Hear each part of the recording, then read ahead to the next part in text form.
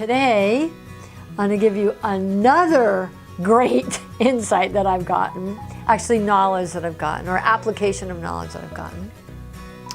I just finished reading a book by Bri Williams called Behavioural Economics.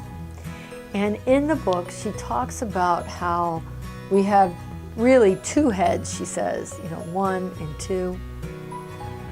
And how, think of your primary brain as your subconscious brain, like a giant elephant. And then there's a rider on top of this elephant with a little whip thing. And that is your conscious mind, your prefrontal cortex. And we think that we're the rider who's going to tell the elephant what to do. Well, guess what? The elephant is walking down its habitual path, going towards the food that it knows is over there. And it's allowing you to ride on top of it. But if it decides it's going to go run after something, there's not a lot you as the driver is going to be able to do, right? And the analogy of that struck me because it does occur like that. And I know even from my own self, and certainly when I look around at business owners that I work with, but just people, that they'll say one thing and intend one thing and do something completely different.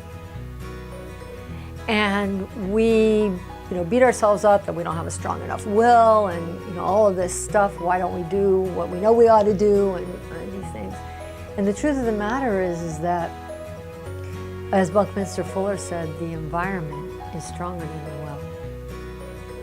And we have to set up structures to support us in being our word and in making sure that we follow through on the things that we say that we want to do and that we're out to do, rather than the self-sabotage of this unconscious brain that processes, in her book she says it processes 11 million bits of information per second, compared to your conscious mind that processes 40 to 50 bits per second.